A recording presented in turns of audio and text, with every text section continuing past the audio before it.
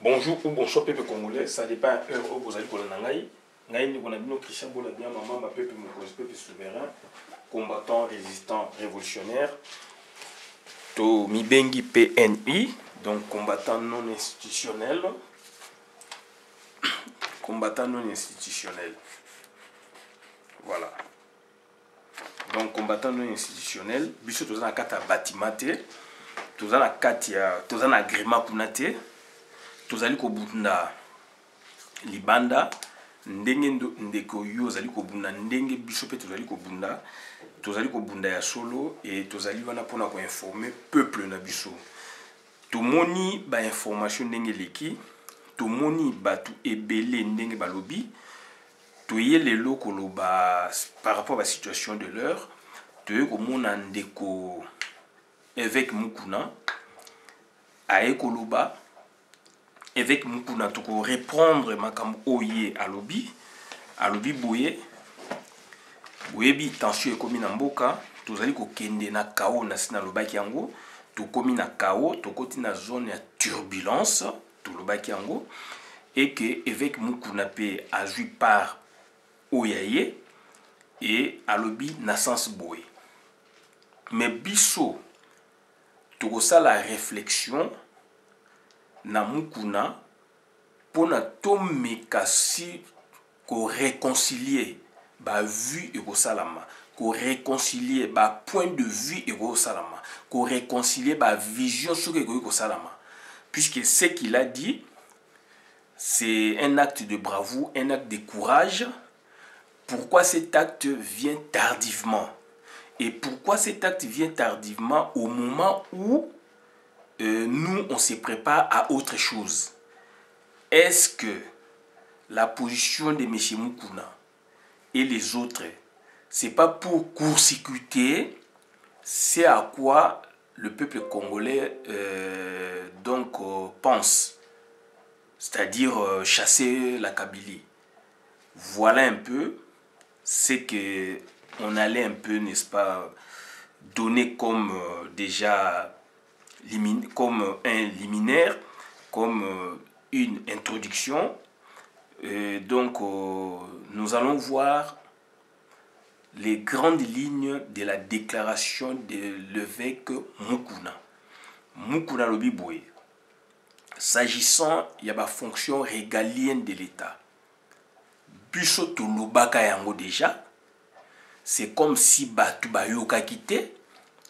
Tobandi koloba yango to démontrer yango situation oyo ya présidence protocolaire ya Félix Antoine Tshilombo à cause de la butée, à cause de la donc na difficulté, na obstacle par rapport ya répartition n'est-ce pas le ministère parce que ba sangani na FCC parce que ba sombi Félix Antoine Tshilombo tolobaki yango na schéma classique aussi ce qui va sangana puisque pouvoir et baby c'est-à-dire bah kabola pouvoir normalement puisque là il n'y a pas de soupçon puisque les solutions classiques vous allez bien les choses aussi peuvent aller rapidement mais tout monaki na période ya union sacrée tout monaki papa Etienne Tshisekedi moto ya UDPS et puis maman union sacrée tant ba nommé premier ministre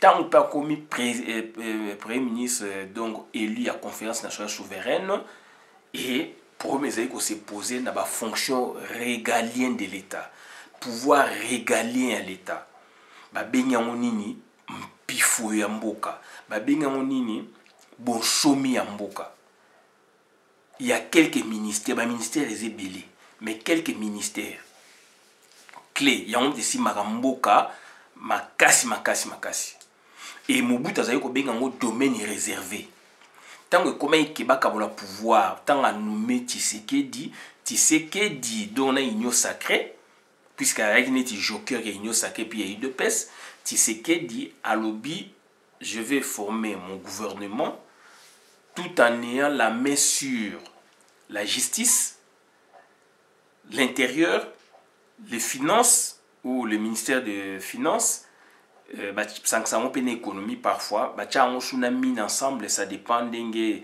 politique ya mboka ya gouvernement ezali défense, justice, intérieur,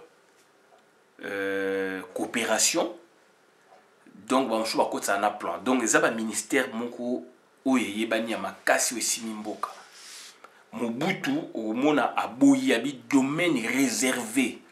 Batu mingi basali ba osala permettez to loba ango hein, toujours loba puisque eza ko finga na te mais donc ça dit pour na bato ba yeba kite ba yeba et puis toza ko se vanter te batu mususu ba bandi biloko sikoyo. Biso lelo toza na expérience na ba biloko wana. Donc makamoko ya sika ezali te. Baza ko fabriquer roue te.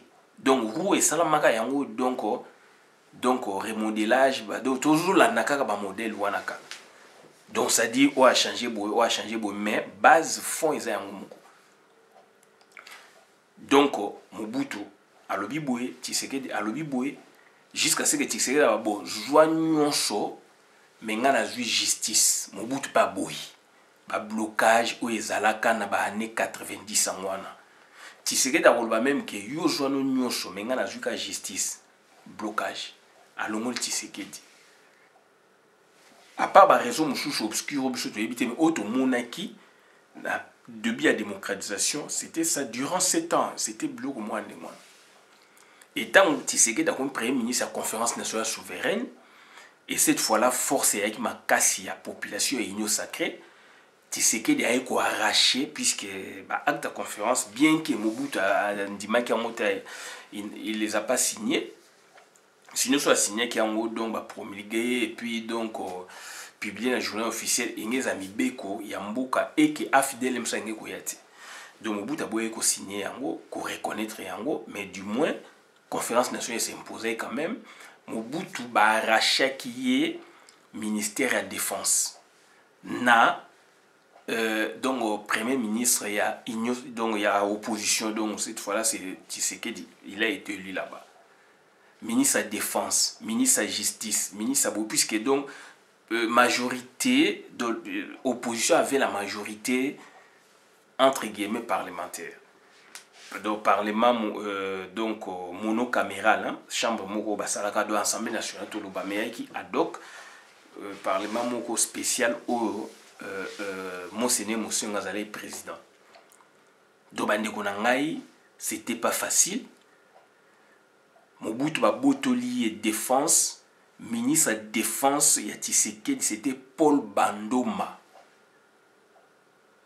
Azaïko la na posa koi, na ba meeting na ba nini, aïe membre union sacrée azo na posa koi.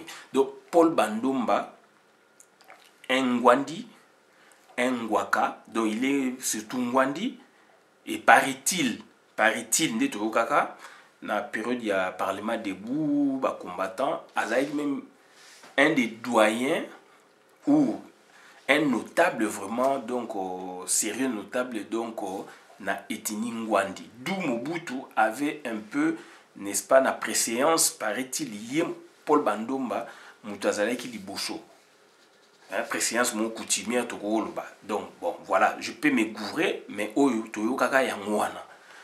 Donc Paul Bandomba ministre de la Défense, Azam Ngwandi, et je vous dis, donc, DSP et Kabwanaka. DSP à Mobutu, où ils allaient combattre à Mobutu, à part votre armée spéciale, naïe, et Kabwanaki. Ba soda, ba Kabwani, ya bangwaka, bangombe, banini, bangwandi, donc DSP, donc ça dit une partie balandi Paul Bandomba, une autre partie balandi Mobutu. Mobutu a l'élabi pour la première fois mon a DSP na Kabwani. Et Ezaïki na période douana par rapport donc il y a ba fonction régalienne de l'État. Naza ko illustrer ka oyo pona batu musu ba yeba kité pona édifier batu par rapport makamo biso to lobaki oyo lelo avec mukuna aeko en rajouter ezali musique ya lelo te ezali musique ya tanga ba wendo. Donc ezali makambu ya kala ezali do ba schéma classique ya répartition à pouvoir mais du moins tous en a 4 occupations. de pouvoir bakabola yango ndenge wana so bongo bosomi fo bozwa ba pouvoir wana ezala bino en temps normal ya opposition mutalinga kozwa yango pona à organiser l'élection bien puisque ça le ministère intérieur a organisé donc défense bien puisque yimta aussi ma défense ya mboka pour la protection ya mboka justice pour na makambe les kamalamu ba influence ba trafic d'influence ezala te makambe belé coopération puisque donc il faut qu'on a une relation bien ba partenaire donc traditionnel ya Congo puisque tout le monde qui na période de Laurent Désiré Kabila azali koya kokende vers la Chine, vers la Russie, vers le Cuba, bah pays communiste, bah pays boé, et dans l'entretemps socialiste, communiste, oui, bah pays communiste, et dans l'entretemps, Bizi Makara, ministre né, il y a coopération ou affaires étrangères, azo kene na Occident, na Europe, na États-Unis, confuser ça mais qui na diplomatie. Yango na moni donc opposition ezwaka biloko wana pour organiser sa politique bien mboka. Donc voilà un peu oyo eleka biso toloba yango bolanda la vidéo na nga na loba ki yango tant makambe baby naza koloba tokotala Félix place pouvoir na ye ko se décider na répartition ya ba donc ya pouvoir do ya ba fonction régalienne de l'État à kopesa nani mais risque ezali aussi ba pesa un Congolais na lobaka ngo na ma vidéo récemment a pesa un Congolais puisque azana deal na Kabila bino omona ke ba pesi ministère de la défense na Congolais ministère ya justice na ba Congolais oyo pe bomoni baza sérieux alors bato ba sombi bango donc ça ni mboke baby confiance ezali le sous-souté oyo Félix azali ko sala sikoyo oyo muku na ye koloba est-ce que ezali scénario ti. Il faut se poser des questions, il faut se remettre en cause. Et puis qu'on renouvelle la question, est-ce que Makambu Oyo Mukunaye ko rapporter puisque Félix est vendu. Félix donc azali muto azali acheté. Est-ce que c'est un scénario pour la loba binsabino un François Mwamba na défense, un Vidé Chimanga par exemple na coopération alors que ce sont des vendus. Ce sont des vendus dont on a compte à Rwandais. Voilà. Tokotangela bino oyo avec mukuna lobi to meki ko relever yango et tokopé sa position vis-à-vis na avec mukuna et total si ya moyen à réconciliation à point de vue ou ba vision ya yé avec mukuna na ya population ou dans groupe à population ba biso oyo parce que vision bango bazaiki nango be bazanango ezali c'est pas la même vision na oyo la majeure partie ya ba congolais bazanango. Avec Mukuna no biboye fonction régalienne donc azoko ça l'ensemble naie donc défense boye ba que défense affaires étrangères finance donc finance eza ko regrouper ba province no samboka donc ezali ba domaine privé ya président Antoine Tshilombo do Félix soki ozoluka makambu okozwa yango Mukuna za koloba soki oza koluka makambu okozwa yango na tangu na yo olingaki yango okokaki kolinga yango donc azo lobela Kabila na tangu na yo puisque Félix azo senga ba ministère na yebisi bino Mukuna zo parce que na tangu na yo donc na tangu no Kabila est-ce que yo okokaki kondima ke ba botola yo donc c'est-à-dire ba fonction régalienne de l'État. Ça c'est Mukuna qui parle. Nous allons nous prendre en charge. Si ça traîne, nous allons nous prendre en charge. Ça, c'est Mukuna qui dit, qui insinue des choses pareilles. Vous allez comme si Mukilezali y a Binodo y a Bango. Azako s'adresser à un groupe, il y a FCC, PPRD, donc un groupe, il y a Kabili, Tuti Power. Donc nandeng wana ube bongo nde boko diriger Congo donc mboka ezalaka armée te azako lancer défi mboka ezalaka armée te azako lancer défi na Tuti Power azako lancer défi na Hippolyte Kanambe puisque alobi yozo luka ozo ba fonction régalienne ya l'État ministère intérieur, ministère de la justice, ministère de la finance, abikutu mbongo, ministère de la coopération, etc. Yozo linga ozo ya ngome na tangu na yo. Est-ce que vous croyez qu'on dit ma bongo? Donc azo bois qui la Kabila. Et puis ce qu'on a ici abi armée mboka ezalaka armée te. Donc ça dit rose a ebi ke Hippolyte Kanambe azana armée atunisi ba tuti toloba yango. Donc plus de 450 officiers militaires tuti rwandais, une seule ethnie donc son ethnie à lui, plus de 450 na Congo na biso ba incrusté ba na Congo na biso do baza ba paya. Donc abimbo ke zaka armée donc azo lancer défi. Donc ça dit ngelo ba ki atam armée zali peuple azali nde mokonzi. Peuple nde azali bombe atomique. Avec Mukuna s'en prend na Kabila. Et puis, alobi bien que apesika ya Soudan. Soudan, mokonzi wana ya Soudan, lelo azali na boloko. Donc, alobi makambe bele mais auto relevé ya wana pona tolingi batba comprendre, te déformer le komogote peut-être na changer moi ba maloba oyo ndenge na comprendre mais fond ya wana. Fond ya wana oyo avec Mukuna lobi et biso to koloba boye. Narozala direct na avec Mukuna. Azali leader d'opinion, ça c'est vrai. Tozo senga na ye na eloko ye alingi kosala abimisa na bandimi oya ye. Abimisa bandimi oya ye. Et tomoni aza na détermination, aza na courage en tant que Congolais cette fois-là. Si le courage oyo ezangaki na moment oyo peuple azaki na ngo besoin.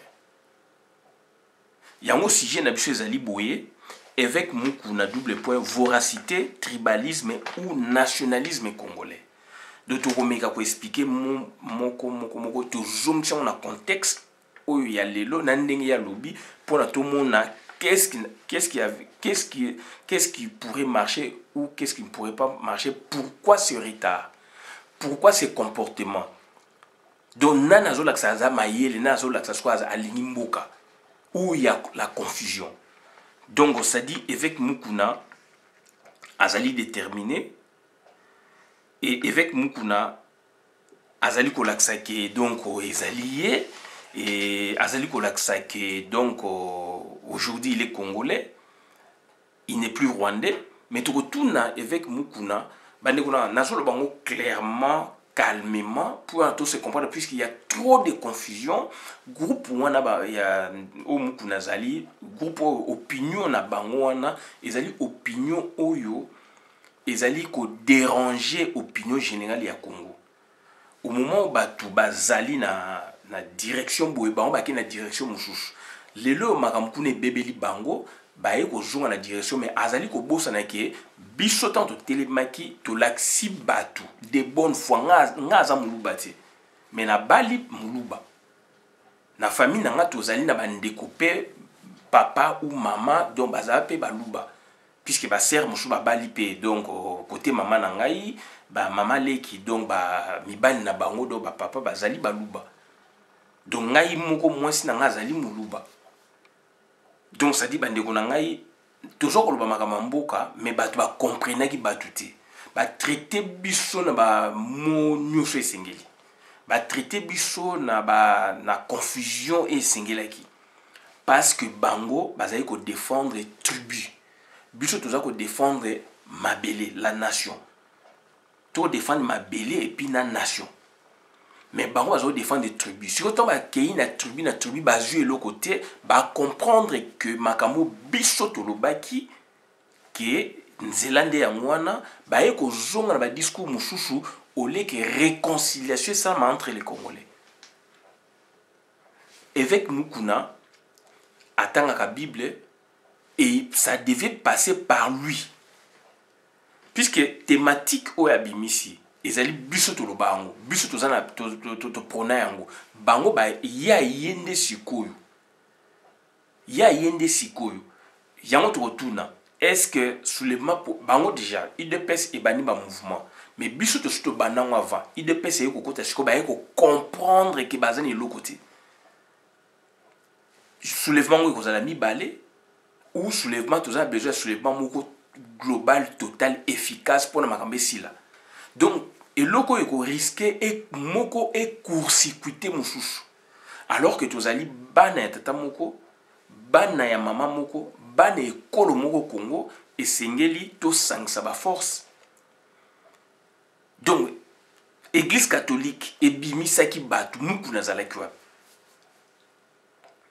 pasteur Ekofu alobaki muku nazalaki wapi puisque pasteur Ekofu mutaloba ekuti liboso muku nazalaki wapi église catholique autant de fois ebimisi avec cardinal Mosengo CLC babimisi batu awa est-ce que muku na bapuyaki yango est-ce que UDPS bapuyaki yango na yesa bino UDPS ebimisaka batu jamais UDPS ebimisa batu jamais puisque baiki na besoin bazwa pouvoir ndenge bazwa kiwana ba monaki teke ba opesa bango pouvoir ndenge wana siko UDPS siko tellement ezali coincé bazo pesa ba consigne na CC na ba Félix wana na ba Jama Kaboun na miso batu bazo sa ba scénario neti baza porter au biso na FCC to za mutu moko mais baye comprendre bazali coincé bazo tindika masolo na CC pona ba bat na bango batamo na balabala bani basa bagisement. Est-ce que procédure wana démarche wana eko réussir? Donc voilà yango na zongili ndeko mukuna c'est un Congolais comme nous autres. Makama Congo ezali makambo ya batu nyonso tu tokopekisa mutu moko te soki mutu abungaki nzela azongi mais azonga sincèrement et surtout kasimbaka Bible azonga sincèrement a expliqué la batou et ça devait passer par Mukuna. Ça devait passer ou commencer par Mukuna. À ça la discours moko y a réconciliation. Donc ça dit à ça la eloko moko charnière et rassembler batou puisque batou bazali blessé na bloko bango ba Mukuna basalaki na groupe o bango bazali ko na groupe o bango bazali wana o bazali ko défendre ba anti-valet ya Félix Antoine Tshilombo. Et lelo bazongi na ba discours mais bazonga nango clairement. Est-ce que Mukuna bosani ke donc muta créé yé Mukuna na les Félix te zali ne Hippolyte Kanambe Mukuna comme na mbongo wana tongi be église wana ezali Hippolyte Kanambe tozonga na 2000 est-ce que avec Mukuna azaki une église ndenge ezali bongo est-ce que avec Mukuna azaki na équipe à football est-ce que avec Mukuna azaki na $800,000 ou alobaki ke équipe na eza na budget $800,000 si bazui on a Kabila mais le lot va tourner Kazakh na Kabila puisque ba moni que ba yebi ba considérer Félix c'est leur frère de tribu si ko leur frère ya tribu si ko ba kanisa kike makambo ezali pepele ezali polele ba yo ko mona ke makambo ezali donc fermé ezali mobulu do ba signer yo mama ko ko bimisa ba discours oyo biso to zaka nango Mukuna yingi na ba discours wana te to boyi pe mutu te to boyi pe ko boyela mutu moko te azonga na nzela puisque za makama mboka puisque biso il faut to concourir na effort wana to kango la mboka mais du moins ngai personnellement nazo senga na groupe Mukuna et par Mukuna puisque il a prêché une bonne idée une bonne déclaration donc c'est il faut ebanda Mukuna un discours réconciliateur un discours, n'est-ce pas, il y a transition, donc pour que toi entamer phase décisive, il y a soulèvement populaire. Mais Mukuna sali yangote. Abimba la Mukubo. Yango na le baso sujet na ngezali avec Mukuna voracité, tribalisme ou nationalisme congolais. Et Mukuna zali créé non pas par Félix Antoine Tshilombo, il est créé par Kabila. Et bazali belé na molongo wana. Est-ce que Mukuna bosani que Félix Antoine Tshilombo a triché, a fraudé, a surprendre des batailles beaucoup de zali yaïti? Est-ce que avec Mukuna a bosani que Félix Antoine Tshilombo tant au bisoto au belela 5 mois ou 6 mois au to kolobake Félix donc a la président protocolaire ben si je tambola ka boité eza boye Mukuna yebaki ngote si ko tant ouye si ko andimi puisque azana retard à compréhension ou mutema mabe na groupe wana bande kona naza koloba sérieusement naza contre Mukuna tende na zolo baboye naza koloba ba fait. Je parle des faits na makambo esalami oto monani oyo esali ke Rwanda akota na kati. Et Félix Antoine Tshilombo tango ya ndimi ko zwa bokonzi ya Congo apesa yango ba Rwandais muku na ya lobaini si asepelaki si basalaki lisanga ya ba pasteur ya tribu o ya bango ba cheki Félix maboko. Est-ce que maboko bango ba cheki wana sikoyo epesi Félix pouvoir ndenge bango baza ko espérer lelo que il faut to boto la boye boye tango na yo est-ce que koyo kondima ke ba joyau intérieur ba joyau finance ba joyau justice ba joyau boye ba fonction régalienne de l'état muku na tango ba cheki maboko est-ce que maboko na bangwana puissance bango ba pese Félix est-ce que le monde biloko wana donc bandeko na ngai je parle sincèrement sans embâche ni détour na sepeli Nandenge mukuna comprendre et derrière lui il y a beaucoup de gens il y a on a vu sur le map populaire ezali yepi fabi misabatu puisque église catholique et bimisaki population ezalaki so ba mukuna pe ba kotaki ba tebele ba kotaki alini so makamenge ça made et Félix Tshilombo azali c'est un frappeur ba frapper ba banga ate donc asali makam nanko et asali makam nanko biso en tant que tozali ba ndeko toza mutu moko to reprocher Félix bino bolobi ke ezali en bolobi ke ezali boy tribaliste soki ndenge nini lelo boza ko zonga na droit chemin oyo biso to trasaki oyo bandeko na yo ba congolais ba trasaki et muku na yo si maka bible est-ce qu'il fallait procéder directement comme ça to boité initiative oyo prôné eza bien mais on a bien risque na initiative oyo bino risque ezali bo court-circuiter et loko oyo biso toza ko préparer sans que pe yo mukuna oyeba puisque Félix azali Tintin Félix azali muto ko compter na yeti asolo na yo sala boy mais derrière Félix qui est là puisque bazali ko banga le vrai soulèvement populaire au ba Congolais baza ko préparer oyo ezali déclenché sikoyo ouvertement par Martin Fayulu. Et vous, maintenant, vous parlez du soulèvement populaire. De quel soulèvement populaire s'agit-il alors que Félix dépend totalement des Rwandais? Mukuna, Ozali, pasteur, donc politicien, Nazako Sengano s'est ressaisi. Et il y a un sikoyo na dit bien que évêque Mukuna, voracité, tribalisme ou nationalisme congolais.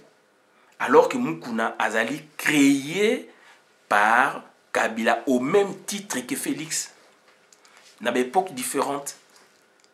Mukuna zaki ne loko ni nandenga komi siko na ba biloko boy l'église wana komi koloba si quoi l'axi tribalisme ou quoi. Pourquoi notre sali question?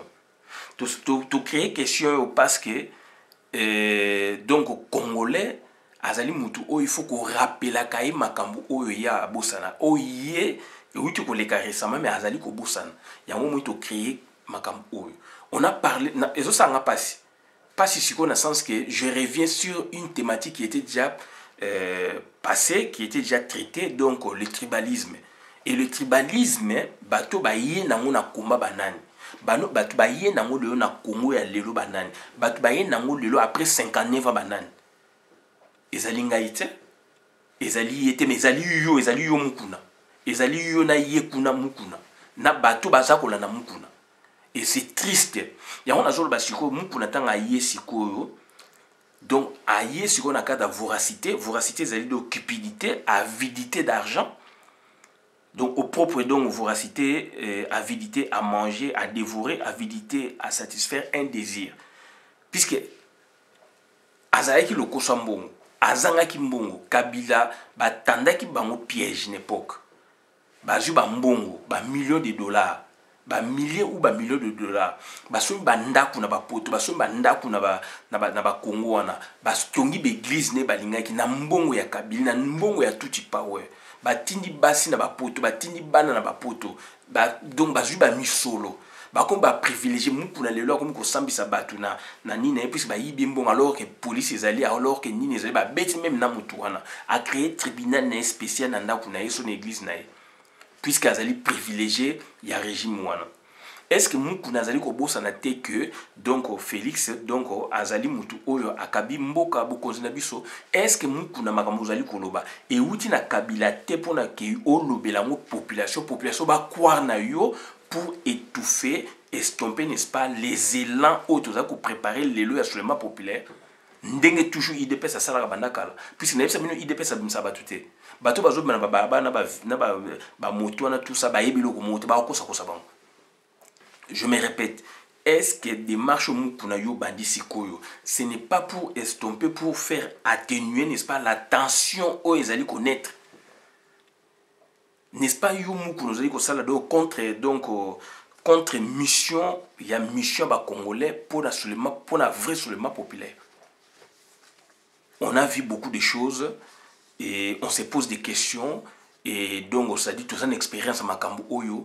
Donc moi je ne crois pas dans Mukuna. Je ne crois pas dans Mukuna puisque n'y a pas que pouvoir Oyo ezali wana ezali ya Hippolyte Kanambe. Aussitôt Mukuna déclaré biloko bakoya ko kangaye. Aussitôt Mukuna déclaré biloko bakoya inquiété. Et botala il y a deux faits simultanés salami. Un Mukuna qui torture un membre de son église, pour lesquels il n'est pas inquiété. Ni la police est descendue chez lui, ni le parquet, le procureur général donc diligente une action, jamais. Mais c'est le même Mukuna à la même période ou à la minute près, c'est le même Mukuna qui déclare faire, n'est-ce pas, un soulèvement populaire tout en critiquant vraiment Hippolyte Kanambe. Pour nous, côté sabatement al maloba aux populations lingaka.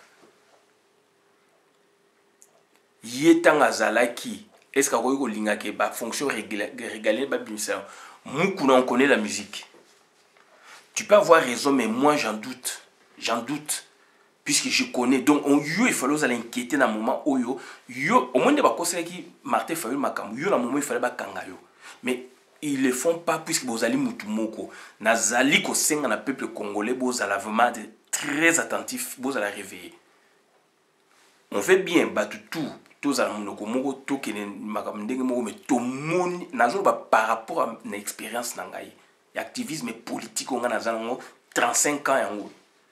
Donc to moni makambo ebele ngunza Carlibondo azo pasola mbongo ya Mobutu na Selemba ou membre union sacrée mazana union sacrée quelques minutes quelques jours après ba nommé ngunza Carlibondo na ba 90 premier ministre a sali faux coup d'état avec des chars de combat, ba soldats, so banani, ba journalistes, ba lobby na ba télévision. Kinshasa ninganaka, mais c'était un faux coup d'état. Donc Mukuna marmaza kolobande qu'on a beau prendre en moi avec beaucoup de réserves. Le vrai soulèvement populaire, c'est la Muka qui l'a déclenché. C'est pas les Mukuna, c'est pas les groupes à Félix, c'est pas les groupes à Banani. Bazo ça la double G. Il y a un sujet d'habitude de voracité ou tribalisme ou nationalisme. Il faut faire attention, puisqu'il y a double jeu.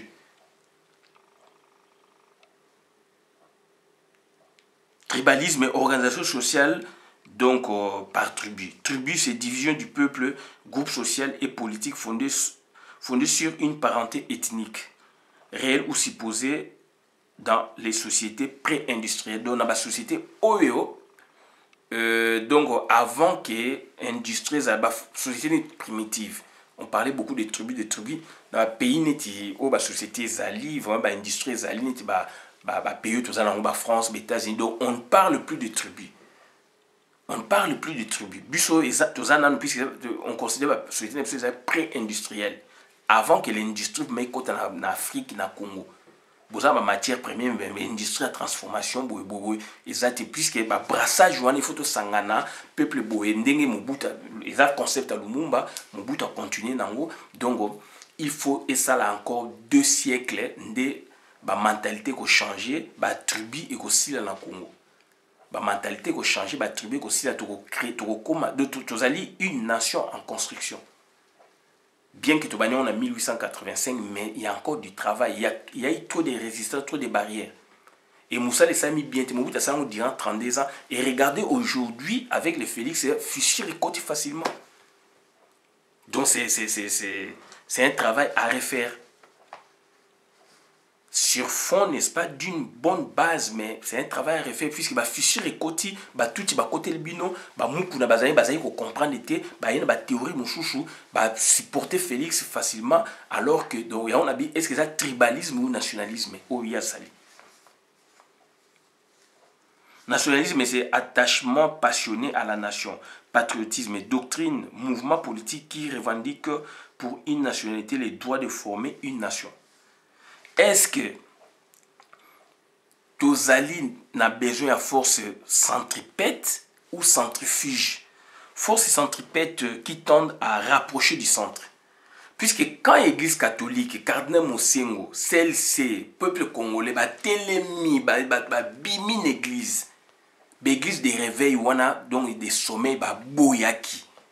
Tant musikoyo batu sikoyo toza na position mususu dynamique mususu bayebi ke biso to sala boye bango babani mama mouvement na bango ba IDPS contre FCC boye babani ba théorie mo va sakanya lo ba boye oya lo ba boye mais oui on veut bien mais nous on a notre philosophie à nous to kolanda bango te puisque là là mena ba ola semso ba ponge ba bébé bandi ko na zo senga na bino bokwa na ngai. Bonjour avec beaucoup de réserves, beaucoup en anglais, c'est que Moukouna fait, je ne pense pas. Puisqu'on a vu ça avec Ngouza, on a pris cet exemple. Et puis, Yebi, il y a une infiltration, ça mis de part et d'autre. La Mouka va infiltrer, la Mouka peut infiltrer, donc ça dit, les Moukouna, la Mouka va infiltrer en haut. Bishop la Mouka peut infiltrer, peut cacher, na ba FCC, na ba IDPS, donc brouiller qui côté. D'où maintenant, Makamakoto batakoto bayebi Makamakoto batukoto bayebi c'est la Mouka Bissonde mutozali blessé, c'est pas les Mukuna. Bissonde mutozali blessé, c'est pas les Mukuna. Bissonde mutu bayebi élection, c'est pas les Mukuna. Les Mukuna bazo kene ko tchaye Félix Maboko ba Mukuna bazo ko kene ko applaudi ba Mukuna bazu ba millions de dollars na laps de temps Félix a commis bokonzi.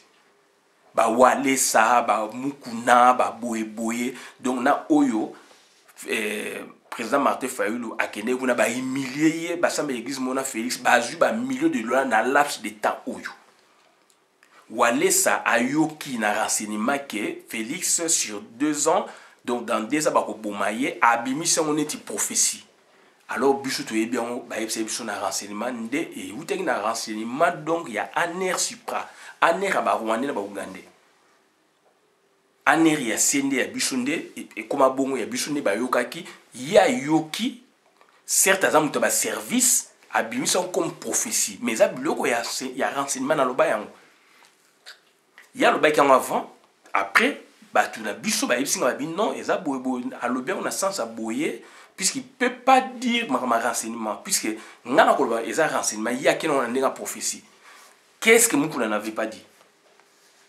homme de Dieu. Donc, voilà la confusion. Quand on a besoin de forces centripètes, tout sangana, tout y a vers le centre, vers le milieu avec des idées, tout sangana, tout chamaboko, pour tout dégager Batouana, les Moukouna n'étaient pas là. Aujourd'hui, il y a que Busso, Tozali na toza ba blessé de guerre ne baloba toza batu o toza ko revendiquer vérité des urnes et tozali na nzela ya ko arracher tozali na nzela ya ko atteindre yango et voilà maintenant les Mukuna na ba Félix na ba Kabundo ba bimisi ba wewa par-ci par-là ba créer confusion na terrain et aujourd'hui Mukuna vient vous parler de ce que nous on en a déjà parlé bazala ki wapi fonction regagner de l'état toloba yango biso batala muka toloba yango bandakala bozala ki wapi to ya pona ko swana te mais voilà ba difficulté to zana yango biso na bino biso toza ko prôner boye vous venez maintenant avec les mêmes thématiques alors vous venez pour déranger le programme vous venez pour déranger donc la libération du Congo. Combien de fois Félix a dit que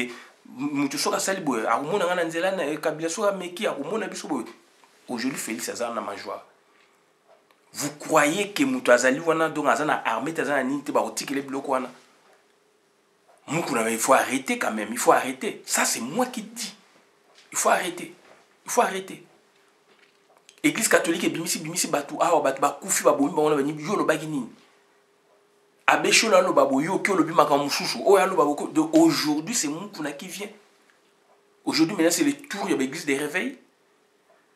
Alors bosala yango so bosala yango bo récit merci mais je ne crois pas na bino. Je crois na oyo président Martin Fayulu lobby. De bozo créer na mito batu déjà deux soulèvements populaires. Alors il y a qu'un seul soulèvement populaire.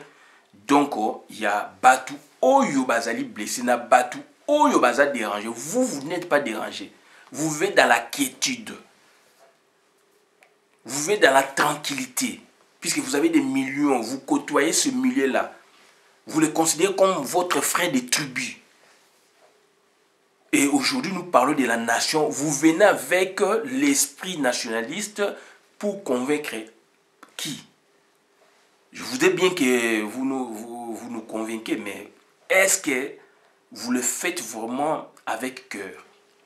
Ou on vous, n'est-ce pas, que Tindio Pona Oya ou dérouté Batou, puisque les gens vont te suivre quand même, et de là maintenant, au menu Bango, quelque part, Nenge Félix, ça c'est autant de fois. Félix avant na Kabila na Kingakati. Mukuna Ozwakambongo na Kingakati. Mouta créé ce Kabila. Mouta créé Félix ce Kabila. Okangi tata mo kuna so diakre na osoka yibimbongo bani ozo ko interroger au créer tribunal na ndaku na ozali inquiété.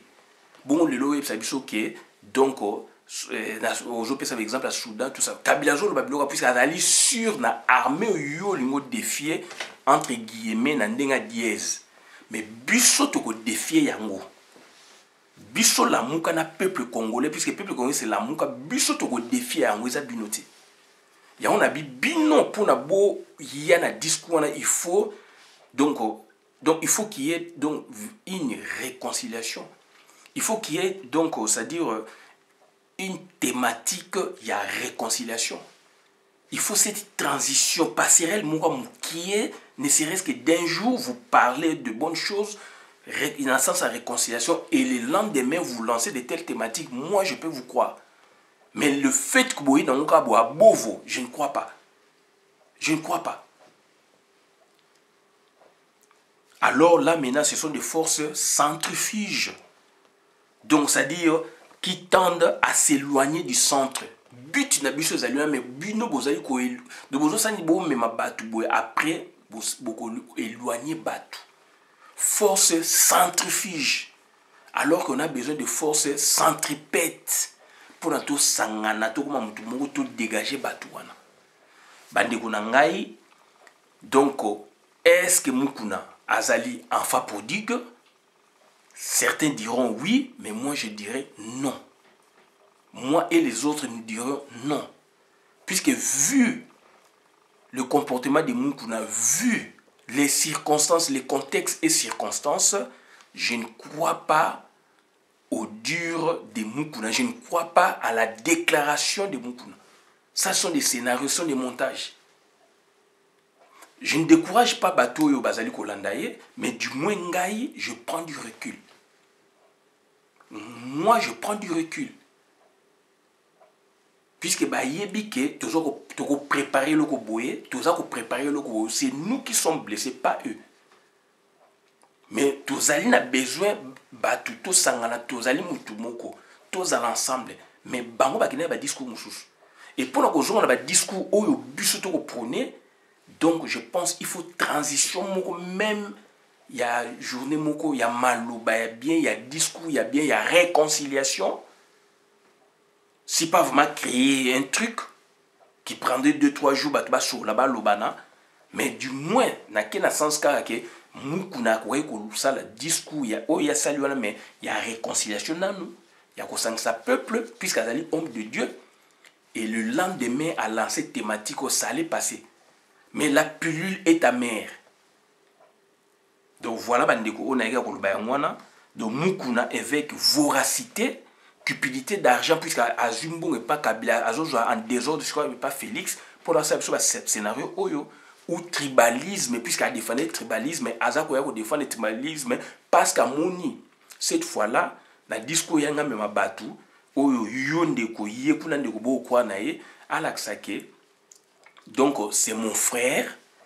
Alaxei Bino, que c'est mon frère de la tribu, et qu'aujourd'hui, a un discours fédérateur et un nationalisme sans passer par un discours donc reliant, n'est-ce pas, les deux pôles qui s'affrontent. Alors, ce sont les deux pôles qui devaient se réconcilier puisque ce sont le même peuple congolais. J'ai dit, je vous remercie pour la vidéo, madame, dans la communauté. Merci, Christian Bolabia, moi, ma peuple, mon coach, peuple souverain. Merci. Donc, Nazali, politicien non institutionnel. Merci.